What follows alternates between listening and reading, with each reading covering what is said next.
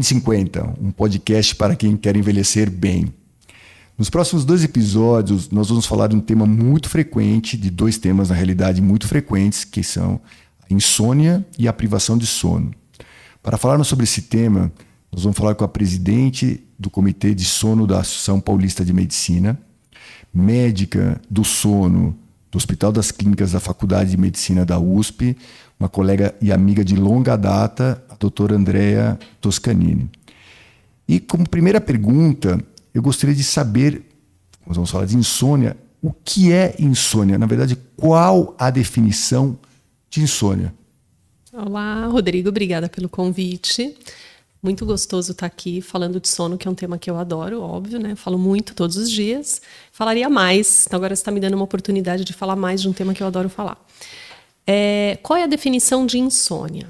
Então, a definição leiga de insônia é: eu não consigo dormir, eu tenho dificuldade para dormir, eu não tenho a capacidade de dormir. Se a gente pensar em critério diagnóstico, o manual que a gente usa de critério diagnóstico para insônia, do ponto de vista médico, é a Classificação Internacional dos Distúrbios do Sono. E, basicamente, a gente precisa preencher 5 itens. Então, o primeiro item é dificuldade para iniciar o sono ou para manter o sono, caracterizada por despertares ao longo da noite, com dificuldade para voltar a dormir nesses despertares. Ou ainda o despertar precoce, que é quando a gente acorda 3, 4, 5 da manhã e não consegue voltar a dormir. Então, essa é a caracterização da dificuldade para dormir. Só que junto com isso, eu preciso ter uma queixa. Eu preciso ter um sintoma, eu preciso ter alguma coisa associada que apareceu junto com essa dificuldade para dormir. Então, eu tenho que ter uma irritabilidade, ou eu posso até ter uma sonolência, eu tenho que ter algum sintoma diurno relacionado a isso. Eu tenho que ter um ambiente de sono favorável, então não adianta eu chegar e falar que eu durmo com mais 8 pessoas no mesmo ambiente, debaixo de uma linha de trem, que você não vai fechar critério para insônia, porque você está num ambiente insalubre para dormir. Eu tenho que descartar o uso de medicação ou alguma doença de base que esteja associada ao quadro. Então, por exemplo, se o paciente tem algum transtorno de movimento, se o paciente tem um quadro de epilepsia, se o paciente faz uso de medicação que favorece vigília. E eu tenho que ter um critério temporal, ou seja, essa queixa tem que estar presente pelo menos 3 vezes por semana durante 3 meses. Se eu preencher, então, a queixa, a consequência, o critério temporal, numa boa condição de sono, sem nada associado, seja medicação ou doença, eu fecho para insônia. Ou seja, a insônia não é simplesmente não dormir bem uma noite ou 2 noites. Isso não define insônia. Não, é um sintoma. Então, a gente pode ter sintomas de insônia e não necessariamente preencher critério do transtorno de insônia crônica. Perfeito. Ou seja, a insônia é um diagnóstico, ou seja, não é uma situação que vem esporadicamente. E sabe que tem uma coisa muito interessante, que na classificação internacional, a gente tem 6 grandes grupos de transtorno de sono. O grupo das insônias, que basicamente é a insônia. O grupo dos transtornos respiratórios do sono, onde a principal é a apneia. O grupo dos transtornos do movimento, principal síndrome das pernas inquietas, bruxismo também é bem prevalente. Aí a gente tem o grupo de transtornos do ritmo circadiano, que é a área que eu mais gosto na medicina do sono. Então, a gente tem avanço, atraso de fase, jet lag, trabalho em turno. A gente tem as hipersônias, né, que são narcolepsia, Klein-Levin, hipersonia idiopática, e as parassônias, sonambulismo, transtorno comportamental de sono REM. Então, esses são os grupos. Mas eu sempre tenho vários distúrbios em cada grupo, menos no da insônia. No da insônia eu tenho a insônia. Quais são os mecanismos que levam a uma pessoa a desenvolver insônia? Já estão trilhados, já existem esses mecanismos? Essa é uma pergunta muito legal, porque ela é o fundamento do tratamento da insônia. Então, o que a gente conhece? Existem vários modelos fisiopatológicos da insônia. O modelo que a gente mais usa é o modelo dos 3 P's de Spielman. E esse modelo pode ser aplicado para várias outras doenças, né? Então, o que ele fala? A gente tem 3 fatores que são importantes para o aparecimento e cronificação de uma condição clínica. O primeiro são os fatores pré-existentes. O segundo são os fatores precipitantes e o terceiro são os fatores perpetuantes. Então vamos entender como é que é essa estrutura. Eu tenho um fator pré-existente, que são os meus traços de personalidade, que é o meu sexo, se eu sou homem, se eu sou mulher, que é a minha condição religiosa, cultural, ou seja, é o que forma a minha essência, é o meu DNA, é a minha carga genética, é aquilo que eu expresso. Esse meu fator pré-existente, que vai comigo aonde eu for, ele pode ser tocando no threshold da insônia, ou ele pode ser a 1 ano-luz do threshold da insônia. Então, a minha facilidade em desenvolver insônia é individual, é única. Eu, Andréa, tenho uma facilidade muito grande em ter enxaqueca, mas eu tenho uma dificuldade em ter insônia, eu não consigo ter insônia, eu nunca tive uma noite de insônia, assim. Às vezes a gente fica ansioso, mas enfim, para dizer que nesse threshold, cada um está a uma distância de ter insônia.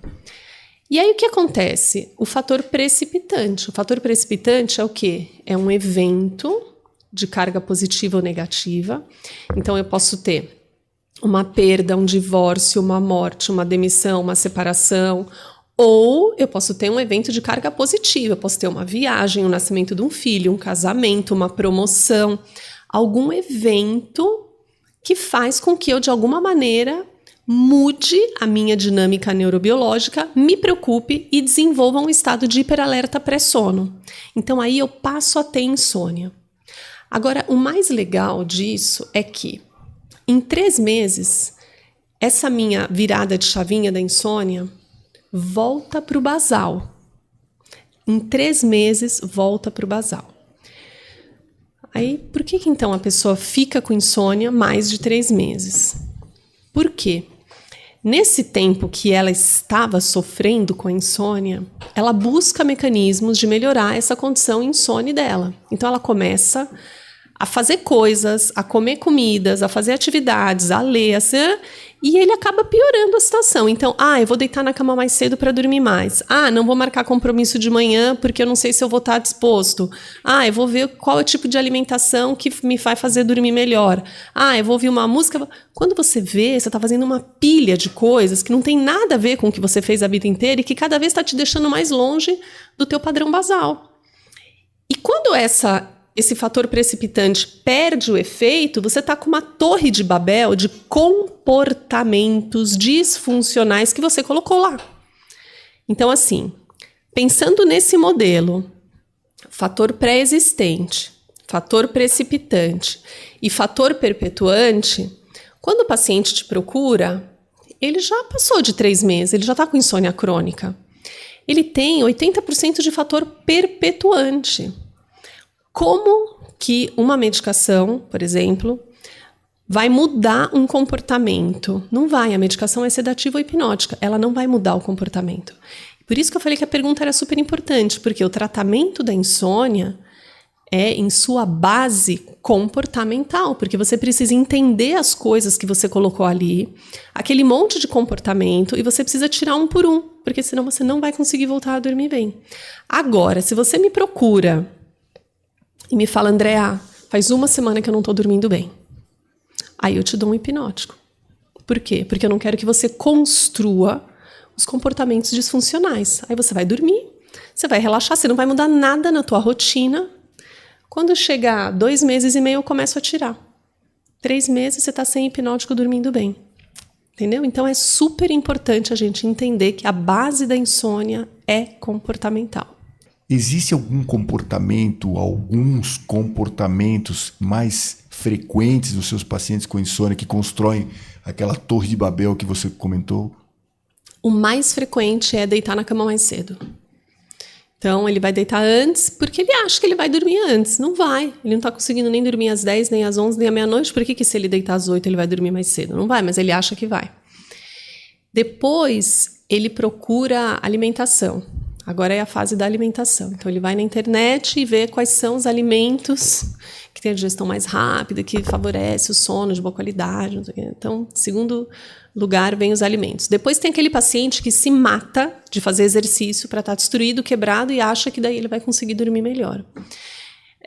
Mas, assim, o paciente que corta as atividades da manhã também, porque se eu pegar no sono às 3 da manhã, eu posso ter até às 10 da manhã para dormir.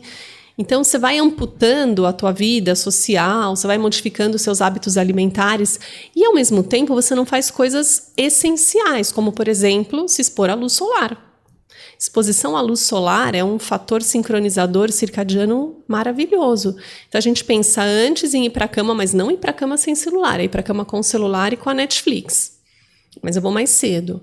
E não se expor à luz solar pela manhã, por exemplo. Então, por isso que são comportamentos disfuncionais mal adaptativos. E eu não culpo o paciente, porque se nem a gente que é médico aprendeu na faculdade, que dirá o paciente que tem que se virar nos 30. Então, eu acho que a questão toda é informação. Por exemplo, você sabe qual é a pressão ideal. Todo mundo sabe 12/8. Todo mundo sabe glicemia abaixo de 90. Todo mundo sabe. Agora, ninguém sabe de sono. Ninguém sabe o que fazer para dormir melhor. Aí cada um coloca o que quer, cada um fala o que quer e o paciente... A gente não tem aquele inconsciente coletivo que foi construído porque há pouco tempo a gente dormia bem. Há 100, 150 anos atrás a gente dormia bem. Então, eu não tenho essa coisa que a gente vem na cabeça de outras doenças que a gente conhece há mais tempo. Então, o paciente não sabe o que fazer, o médico não sabe como orientar, né? Então, às vezes tem aquela lista, né, das dicas de higiene do sono. Então, é complicado, mas eu acho que é um trabalho de formiguinha. Quem sabe daqui 50 anos, de tanto que água mole em pedra dura, uma hora fura e uma hora as pessoas vão acabar absorvendo esse conhecimento e agir de uma maneira mais favorecedora do sono, né?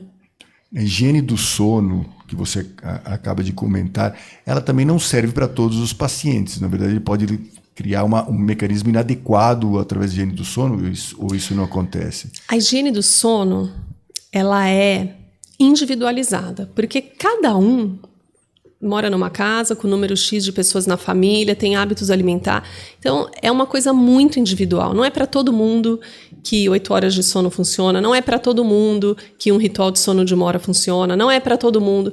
Então, a gente tem que conhecer um pouquinho a vida da pessoa. Por isso que a melhor pessoa para fazer higiene do sono é a própria pessoa. Só que para isso você precisa estar munido de um pouco de conhecimento para saber o que dá certo e o que não dá certo. Então, e a higiene do sono... ela vai, no caso da insônia, a Academia Americana recomenda que ela seja coadjuvante a qualquer outro tratamento. A gente não trata a insônia com higiene do sono. Ela é coadjuvante, por exemplo, a TCC, ou uma terapia breve, ou alguma outra modalidade terapêutica. Mas a prática global, vamos falar agora aqui do De Repente 50, a prática da higiene do sono, se você se conhece, se você entende, munido de conhecimento sobre o sono, você saber construir uma boa higiene do sono para você, é perfeito. E não querer que todo mundo faça a tua higiene do sono. Então, eu tenho uma higiene do sono, meu marido tem a dele, eu não quero que ele faça a minha. Eu não vou obrigar ele a deitar na cama no mesmo horário que eu deito, e não quero que ele me obrigue a acordar na hora que ele acorda, porque a gente se conhece, cada um já sabe como funciona bem, então, para eu estar no meu melhor e para ele estar no melhor dele, cada um sabe o horário que pode comer, que tipo de comida pode comer, como vai se expor à luz, qual é o horário de fazer atividade física. Então, isso... Depois dos 50, e deixando bem claro que eu ainda não tenho 50, depois dos 50, a gente já se conhece, você sabe como é que você funciona. Então, se respeita quem está com você, que pode perfeitamente ser diferente, e aliás é diferente, e aí cada um constrói a sua higiene do sono. Isso vale para os filhos, né? Tem algumas coisas que são universais? Tem. Se expor à luz solar é universal, não ir para a cama sem sono é universal. Agora, tem outros detalhes que são super individuais, que a gente precisa respeitar. Como o ritmo circadiano e o relógio interno do corpo impactam, por exemplo, numa maior incidência de insônia? Isso existe ou já está mais relacionado ao tratamento? Não. Vamos lá. Primeira coisa é que o principal diagnóstico diferencial da insônia é atraso de fase do sono. Uma pessoa que dorme das 10 às 6 é uma pessoa que tem um cronotipo intermediário. É um bloco de sono inteiro das 10 às 6. Uma pessoa que dorme da meia-noite às 8 é um bloco de sono da meia-noite às 8. Então, ele é mais vespertino. Isso é um cronotipo. E tem uma outra pessoa que dorme das 8 às 4 da manhã. Talvez essa pessoa se incomode um pouco, porque acorda às 4 da manhã. Mas é um cronotipo. Então, eu tenho um cronotipo matutino, intermediário e vespertino. Só que tem uma coisa, o cronotipo não é iminentemente a hora de dormir e acordar. Por quê? Eu tenho o meu bloco de sono, mas todo o resto também está rodado. O que é todo o resto? Funcionamento gastrointestinal, geniturinário, fome e saciedade, frequência respiratória, frequência cardíaca, pressão, termorregulação, controle imunológico, secreção hormonal, tudo isso tem hora certa para acontecer no meu corpo. Então, se o meu bloco de sono está aqui, esse pedaço é onde eu faço todo o resto. Se o meu bloco de sono está aqui, esse pedaço eu faço todo o resto. O que acontece? Às vezes, eu tenho um bloco de sono, por exemplo, vespertino, uma pessoa que fisiologicamente o horário dela dormir é 1 da manhã, só que socialmente ela não pode dormir à 1 da manhã, porque ela tem que acordar às 6. Então ela se deita às 10 e fica 3 horas acordada. Isso não é insônia. Então a gente tem que ter cuidado na hora de fazer o diagnóstico de insônia, porque um atraso de fase do sono pode parecer uma insônia. E um avanço de fase do sono, onde a pessoa acorda às 4 da manhã e não consegue voltar a dormir, só que ela esquece que ela deitou às 8, também não é insônia. Mas a gente tem uma coisa interessante no envelhecimento, que é o quê? Primeiro que o sono é dinâmico. Então, o meu sono não é igual a vida inteira. Não é porque eu dormia 12 horas quando eu era adolescente que eu vou dormir 12 horas agora. E aí, a gente vai jogando o nosso bloco de sono muito modulado pelo nosso ambiente. E aí, de repente, por exemplo, você se aposenta e você perde um marcador social. E aí você afrouxa. Você fala, nossa, a vida inteira eu quis dormir à 1 da manhã, só que eu precisava acordar às 6, então eu tenho ido dormir mais cedo, agora eu não preciso acordar às 6. Eu vou dormir à 1 da manhã. Só que, espera um pouco, você ficou 30 anos fazendo uma rotina, na hora que você solta a rédea, o sono descamba. Então, é muito frequente a gente ver desajuste e ruptura de padrão circadiano nessa fase, por exemplo, de aposentadoria, onde a gente perde o sinalizador social, que é o principal sinalizador nosso de fase de sono. Por quê? Porque é onde a gente tem que começar a trabalhar. Então, se eu acordo às 6, eu vou ter uma quantidade de horas em vigília que vai me dar privação de sono para eu poder dormir às 10, mesmo que 10 horas não seja o meu horário fisiológico de dormir. Mas eu já estou acordada há tanto tempo que eu vou ter pressão de sono para dormir. Então, assim, ritmo circadiano é muito lindo, mas a gente tem que tomar cuidado com ele, porque ele mascara muito a insônia. E o tratamento é diferente. Eu não trato transtorno de ritmo circadiano nem com antidepressivo sedativo, nem com hipnótico, nem com TCC. A gente trata transtorno de ritmo circadiano com rotina de sono e melatonina, exposição à luz. Então, essa diferenciação é importante. Na sua opinião, ou basicamente o que já está determinado, qual o melhor tratamento feito o diagnóstico, já tem o diagnóstico, qual é o tratamento atual para insônia? É a TCC, né, que é a terapia cognitivo-comportamental, e para insônia, que é a CBT. E ela é baseada em reestruturação cognitiva e mudança comportamental. O que isso significa? Que não adianta eu falar para você o que você tem que fazer. Tipo, pare de ir para a cama mais cedo, isso não vai te fazer dormir antes. Eu tenho que fazer você entender por que, fisiologicamente, ir para a cama mais cedo não vai fazer você dormir antes. E aí você fala, puxa, então ir para a cama mais cedo não me faz dormir antes. Não, então eu não vou para a cama mais cedo.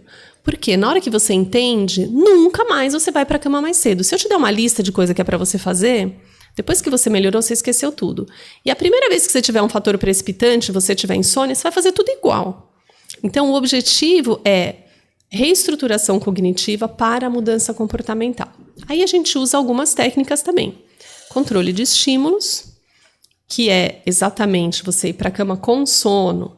Se você acordar no meio da noite, não fique na cama, Porque a cama não tem que ser um lugar onde você vai começar a desenvolver angústia, ansiedade, pensamentos, sentimentos negativos que geram hipervigília. Então, você não pode criar uma resposta condicionada no teu cérebro de cama-angústia.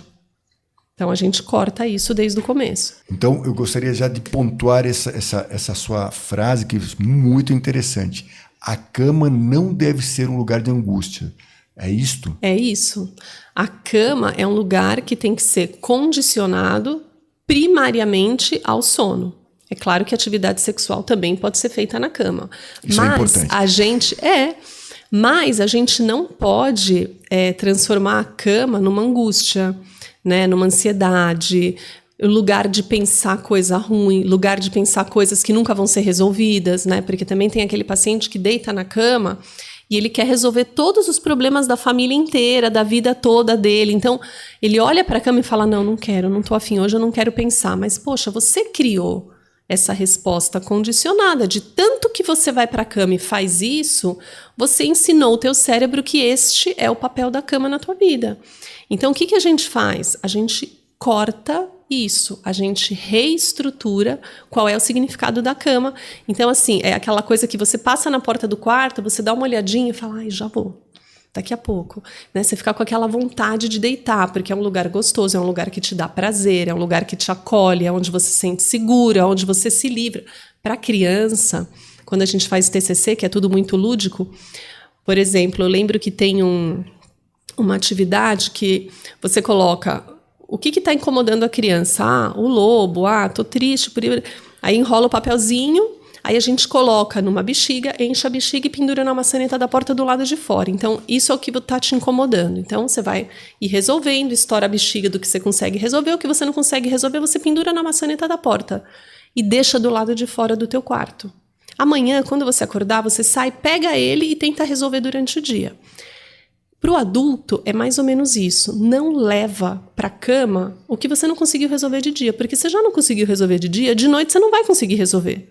E ainda por cima vai te atrapalhar. Na sua prática clínica, a ansiedade e a depressão têm um papel associado ou como predisposição à insônia? Tem. Tanto a ansiedade como a depressão, elas são comorbidades muito frequentes no paciente com insônia.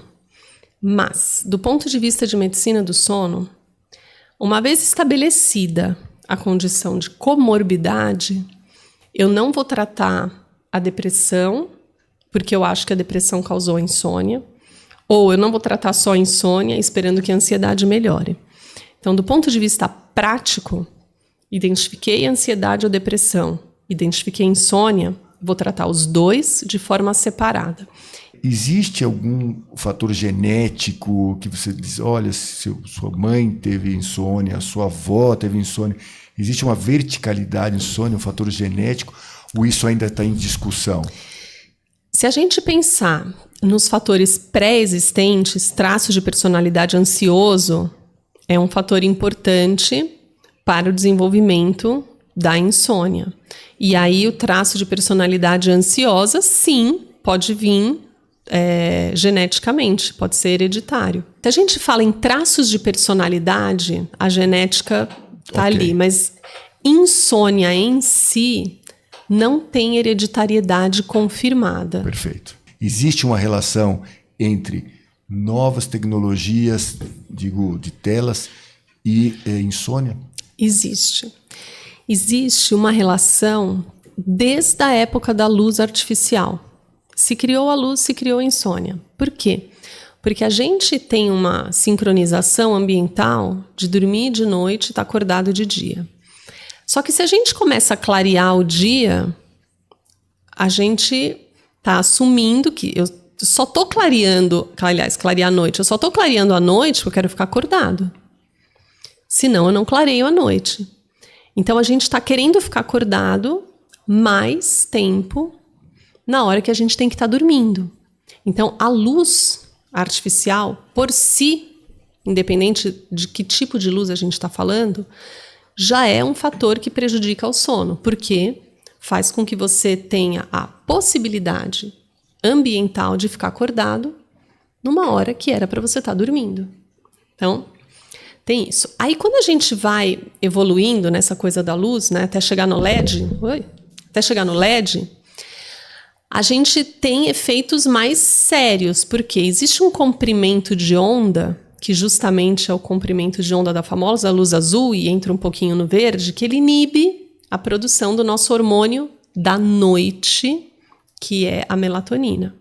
Então, melatonina é um hormônio da noite. A melatonina não é o hormônio do sono.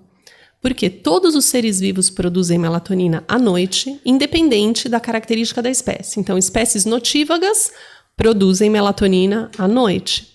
Se a melatonina fosse hormônio do sono, eles produziriam melatonina de dia.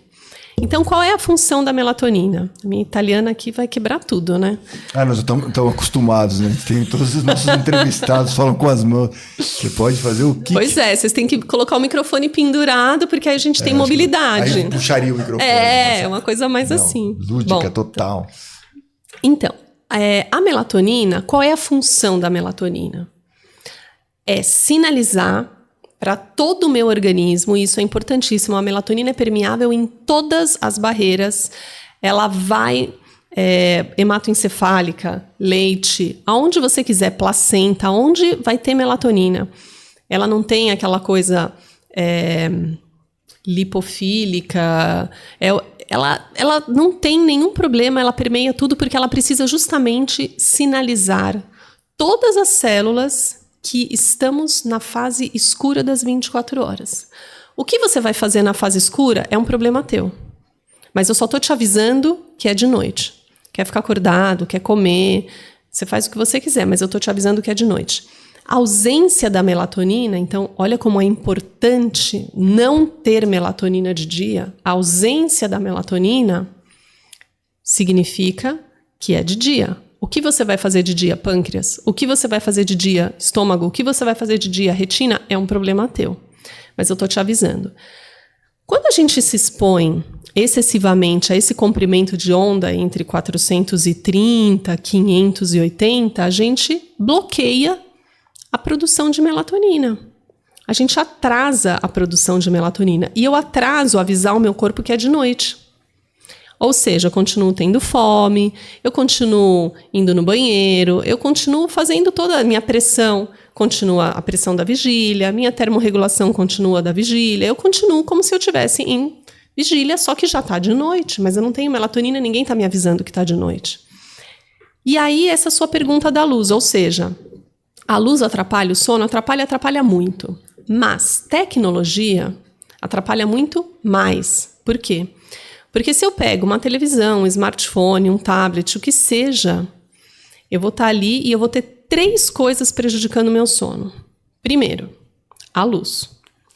Segundo, o conteúdo. Por quê?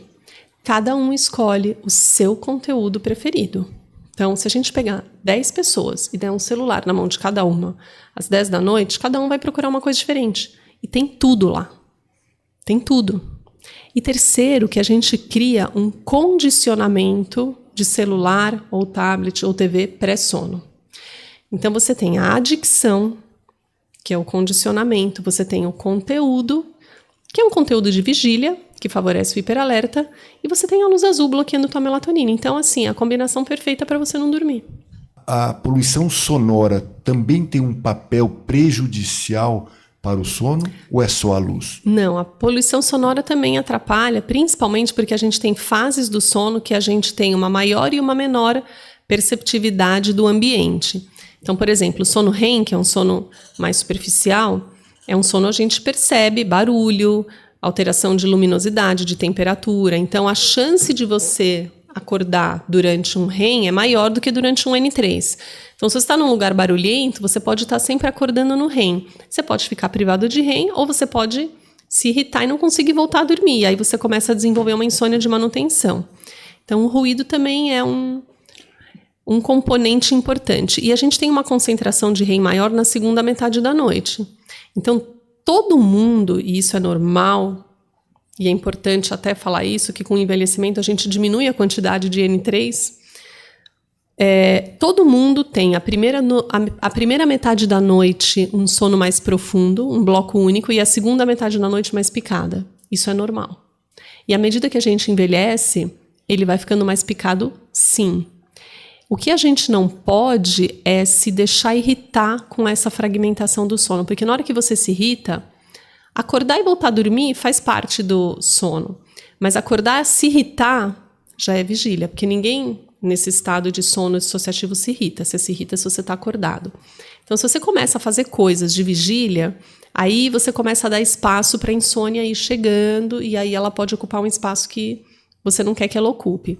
Então, assim, é importante a gente saber que o sono é dinâmico, ele vai mudando, e à medida que a gente envelhece, o nosso bloco de sono consolidado, nosso sono de ondas lentas vai diminuir, e a gente vai cada vez ter um sono mais fragmentado. E tá tudo bem.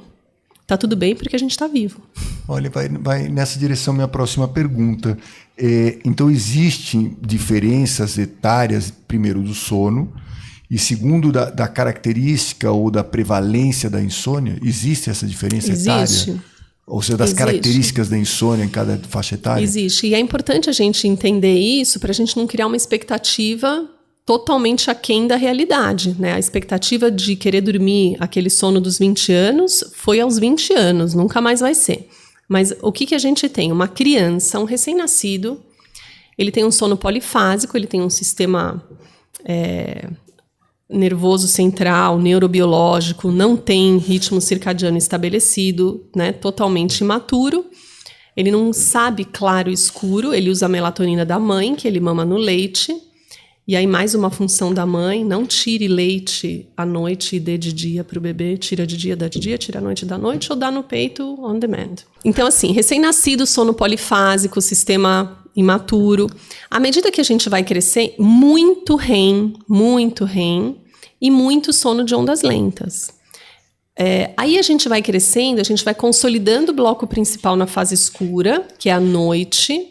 A gente vai diminuindo a quantidade de REM, a gente vai diminuindo a quantidade de N3. Aí a gente chega na adolescência e uns cochilos, né? Porque a criança 3, 4, 5, 6, 7, 8 anos tem ali uns cochilinhos depois do almoço. Aí vem o adolescente, tem um fenômeno que chama hipersonia fisiológica da adolescência. Ele vai dormir horas e horas e horas, e é normal. E a gente sempre lembra dessa fase, quando a gente tem mais de 50, a gente pensa assim, putz, mas eu dormi até 11 da manhã. Gente, foram 5 anos da tua vida que nunca mais vão voltar e que foi por uma boa razão, porque depois vem uma explosão hormonal. Então você precisa preparar o teu organismo para a grande mudança que é a fase adulta. Na fase adulta, a gente tem bem amarrados os marcadores sociais, os marcadores ambientais, bem consolidado o bloco de sono. Na fase escura, entre 7 e 9 horas é o que a Academia Americana recomenda de tempo total de sono nas 24 horas. A gente costuma ter algo cerca de 25% de REM e 75% de não REM. Como que esses 75% estão distribuídos? 20% de ondas lentas e 55% das fases mais superficiais. 5% de N1, 50% de N2 e 20% de N3. Quando a gente vai envelhecendo... Para o nosso público, você poderia explicar um pouquinho o que são ondas lentas, o que elas representam no sono? Porque, assim, são as ondas... Tem um sono mais superficial, mas... por favor. Assim, a gente divide o sono de acordo com o eletroencefalograma. Então, de acordo com o padrão de ondas eletroencefalográficas, eu digo qual é a fase do sono. Então, a vigília é um padrão de ondas muito curtas e rápidas. Vigília. O REM, ele tem um padrão também anárquico, também são ondas rápidas, também são ondas relativamente curtas. E aí, à medida que a gente vai aprofundando o sono, essas ondas vão ficando cada vez mais esparsas, maiores e lentas. Tem algumas características eletroencefalográficas, que talvez para o leigo não interesse, a gente tem fuso de sono, complexo K, enfim. Mas essas ondas vão ficando mais preguiçosas e vai ficando mais profundas. Então, o sono de ondas lentas é aquele sono restaurador, é o sono profundo, aquele sonão. E na fase adulta, a gente tem cerca de 20% de ondas lentas, de sono profundo. Só que aí, depois dos 50, o que acontece? A gente começa a diminuir mais ainda a quantidade de N3, diminuir mais ainda a quantidade de REM, e a gente fica com um buffer enorme de N1 e N2. Então, com 80 anos, eu tenho 5%, 10% de N3, 5, 10% de REM e todo o resto é N2. Então é fisiológico que eu não acorde tão restaurado, é fisiológico que eu tenha um outro lapso de memória, é fisiológico que eu precise cochilar durante o dia, é fisiológico, é o envelhecimento natural e esperado. Em resumo, é normal, é esperado que isso aconteça. Não é nenhum drama. Não. E aí que a gente não pode criar aqueles comportamentos negativos tentando buscar o santo graal do sono que já não existe mais.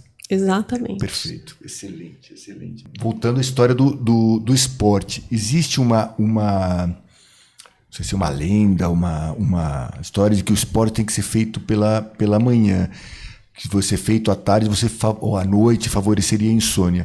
Isso tem alguma comprovação? Isso é científico ou é mais uma das informações equivocadas que acontecem por aí? Não tem comprovação. Mas assim, tudo depende da intensidade da atividade que você está fazendo e se você é um esportista amador ou profissional. Considerando uma carga de atividade moderada, então eu não estou falando de carga pesada, não estou falando de treinar 3, 4 horas, uma carga moderada, o recomendado é que isso aconteça 3 horas antes do horário de você ir para a cama. Então, se o teu horário de ir para a cama é 10 horas da noite, até às 7 você pode fazer atividade. Respeitar o teu cronotipo. Para algumas pessoas é bom fazer atividade de manhã, para outras pessoas é péssimo. Agora, uma coisa que tem que ficar muito clara para todo mundo é que não se priva sono para fazer atividade física. Não dá para acordar às 5 da manhã só para fazer atividade física. É melhor não fazer do que fazer e privar sono. A privação de sono, ela é muito pior do que não fazer atividade física. Então, nesse caso, o que eu recomendo para o meu paciente, ele fala, mas eu só tenho esse horário, se eu não acordar às 5, então faz só no final de semana, que já tá bom. Não prive sono nunca para fazer atividade física. Andréia, eu queria que você deixasse uma mensagem final sobre insônia para as pessoas que estão se preocupando com isso. Cada dia é um dia. Um dia ruim não quer dizer que a semana toda foi ruim. Todo mundo pode ter uma noite melhor, uma noite pior. Não catastrofizar as noites ruins e aprender a medir o sono pelo dia seguinte e não pela noite. Porque às vezes a gente demorou para pegar no sono, acordou 5 vezes, só que no dia seguinte você tá ótimo, assim, você não teve sono, você fez tudo o que você se propôs a fazer, você não ficou irritado, você não ficou estressado, não ficou mal-humorado. Então, tudo bem que eu acordei 5 vezes à noite, tudo bem que eu demorei 40 minutos para dormir. Se o meu dia foi ok, a minha noite foi ok.